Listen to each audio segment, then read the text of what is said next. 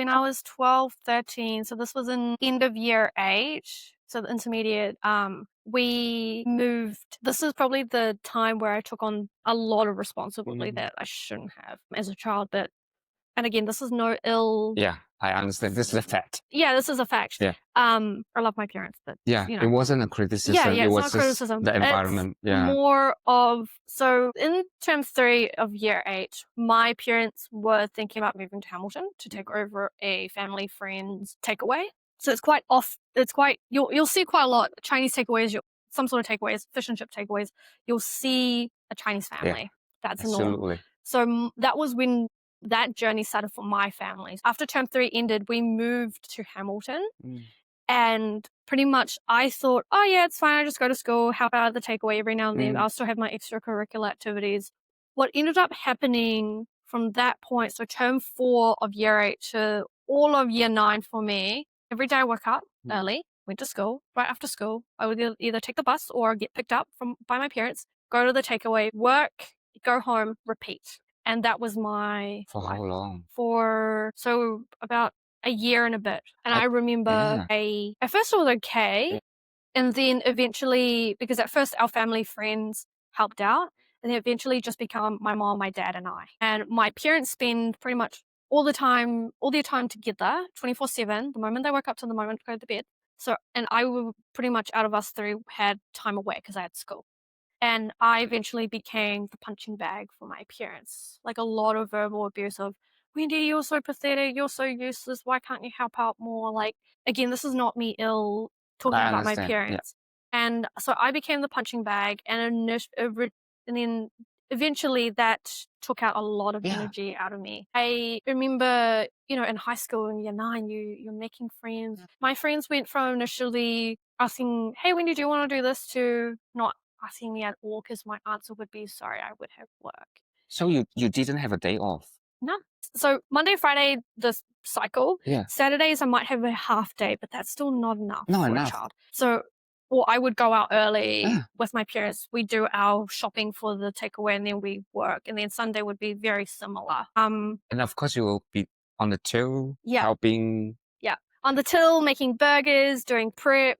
I had such a fun time making burgers. And I think because I did customer service at a very young age, I started to pick up those kind of communication, like interpersonal skills, which I have today and I very much appreciate. Year 9 was a really tough year. Wow. Because no one understood me, because I was experiencing something that I wouldn't say shouldn't be. I think it was a norm, but something that was very extreme. And I remember, I think in the second to last week of year 9, broke down. Yeah. You burned out as well. I burnt out. I was burnt out. I didn't know. Yeah. That's why I know what burnt out is. Yeah. Even then, I still don't.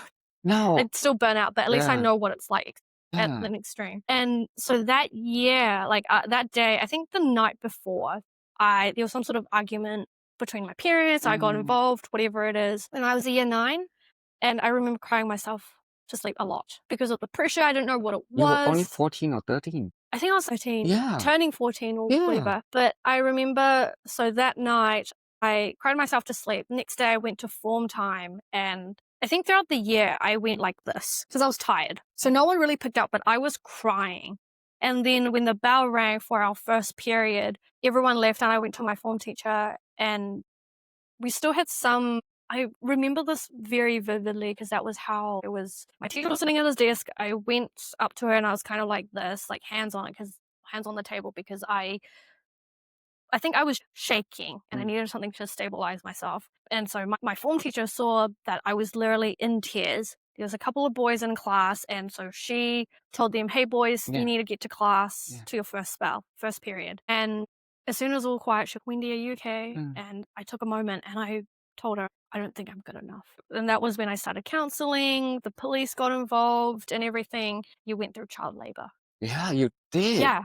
And I think, and then year 10, I stopped working from that time onwards, but I was locked up at home in a way. Yeah. My parents were like, if you're not helping at the takeaway, then you have to stay home.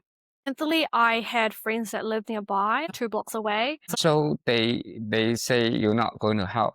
you're not going to hang out with your friend. You're just going to be going to strip your freedom. That's why, I think that yeah, I don't think it was necessarily to them stripping my I freedom know. away. I think it Yeah, was more of they were worried about my safety and I was yeah, still young. yeah, So anyways, I had a couple of friends that lived near me and we would walk home, yeah, like same direction and all. And I pretty much throughout that entire year, I would just go to their place after school, 30 yeah, minutes to an hour. yeah, And that was my free time. My parents don't know yeah, about this. I still yeah, yeah.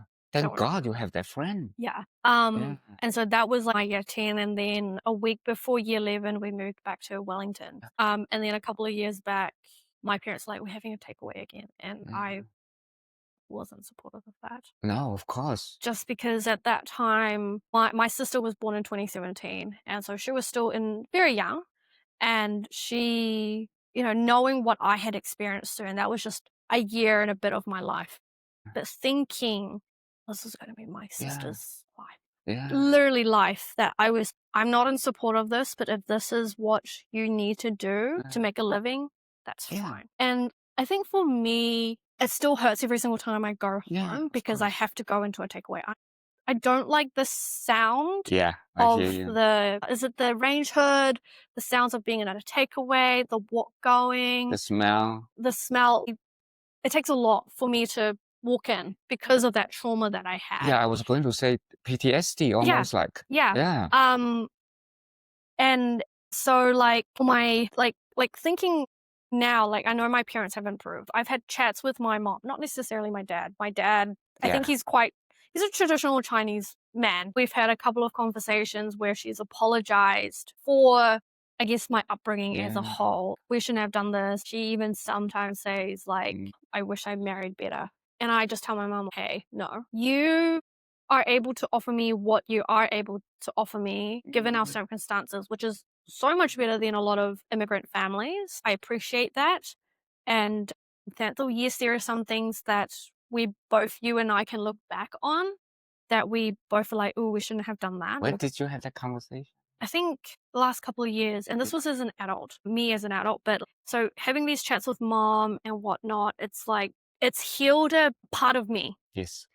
Um, Not necessarily all of it because that comes with that trauma. It's a lot of work. And I think Yeah, that's the work that I have to do throughout my lifetime. yeah, And but having these conversations with my parents, like with my mom, we've talked about she's talked about how she's recognized these things and she's trying to make up for it. So during my time working as going through child labor, my freedom was stripped away from mm, me. With my sister, it's different mm. because my mom and my dad has recognized that Well, we you have, can't do that yeah, with my sister. So absolutely. now my parents would take my sister to swimming. They actively now have Sunday and Monday, like they take a half day off, which they wouldn't have done that during my time. And they would like take my sister to the zoo. My sister loves the zoo.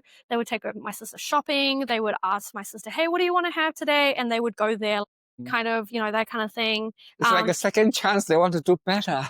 And I really am grateful for my sister to be Yeah, able to give my parents a second chance. yeah, I think some people might think, oh, why can't your parents do that to you? Like, you missed out. I think for me, the child me would be happy knowing that my parents have changed. I've recognized. I think that's the most important thing. And not only have they said sorry to me, but they're actioning and those. learn and grow Yeah, from.